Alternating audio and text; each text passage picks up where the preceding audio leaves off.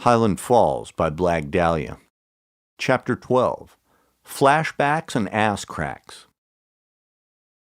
Doris and Morris Lieber had left for the movies, terms of endearment, so Ricky had the whole house to himself. Maureen and he could start in the living room, move on to the kitchen table, and finish up in the basement if he wanted. It was too perfect. When Mo arrived, they exchanged pleasantries, cracked 2 cans of Heileman's Old Style, and found themselves on the couch with the TV on, sound off.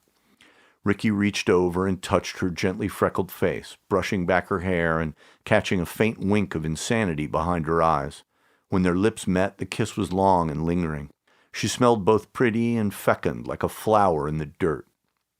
Ricky's cock stiffened as he removed her shirt and laid her down in the brown naga hide. His head swam with pride and desire. Desire for this bright, beautiful creature and pride for having gotten her here.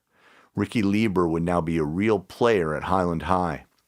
She tugged at his belt and he groped at her panties, thrilled at the healthy bush that greeted his fingers.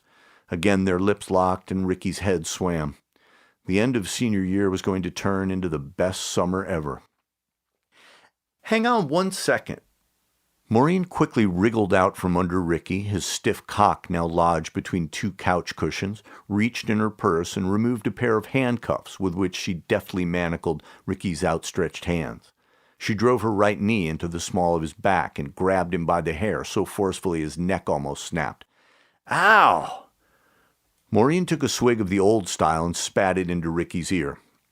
"Have I got your attention yet?" As she tugged on his hair, he nodded yes as best he could. She wadded up her panties and stuffed them into his mouth, yanking his pants down to his ankles to make escape impossible. Subduing this desperate, horny weakling gave her a kind of thrill, just not the kind she really needed. "You want this pussy, don't you, Ricky?" He nodded again, sure that she was psycho and he wouldn't fuck her now if she was the last crazy bitch on earth. As always, Ricky simply didn't understand. Maureen was a girl who liked girls, but secretly. In the Highland High pecking order of the mid-1980s, female homosexuals ranked somewhere between chess nerds and special ed. Before internet porn, if lesbians were thought of at all, it was in the guise of butch gym teachers or fishy-looking cafeteria monitors. In the fishbowl that was HHS, the last thing Maureen wanted was to be ostracized for her peccadillos.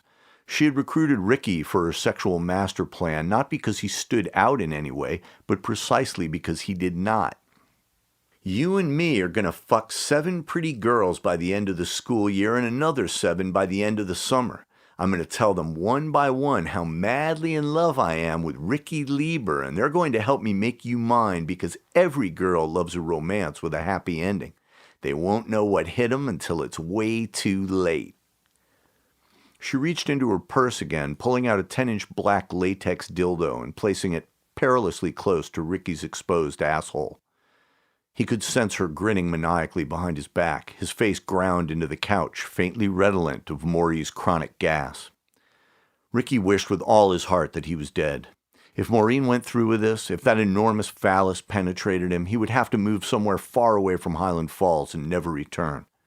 She turned a switch on the dildo and it started to vibrate Ricky's perineum. He froze as time squatted still. Somewhere, Oscar Wilde in sequined vest and platform heels threw confetti with a mouthful of pubic hair. Ricky's cock was flaccid now and he swore to himself that if the experience to come gave him an erection, he would have to commit suicide. "You're going to get me some pussy, Ricky, and when I get some..." Here she leaned in and licked the beer residue from his ear. "You're gonna get some, and together we'll have the best summer ever. Do we have a deal?" With that, she turned the key in the cuffs and sprang to her feet, grabbing the panties from Ricky's mouth and releasing her grip on him. He struggled back into his clothes. So relieved to be free, he resisted the overwhelming urge to punch Mo Kelleher in her pert little upturned nose. Ricky's mind rarely raced. It was usually content to lounge, reclining, but it was at least jogging now. This bitch really was psycho and a dyke to boot. Her plan sounded crazy. 14 chicks in 14 weeks, they could never pull it off. He'd probably get his face slapped by a bunch of angry females, his ass kicked by irate boyfriends. Maybe they would even be expelled or hauled off to the Highland police station before it was all over. He didn't like Maureen. He didn't even like himself anymore, but he was 17 and he did like sex. Deal.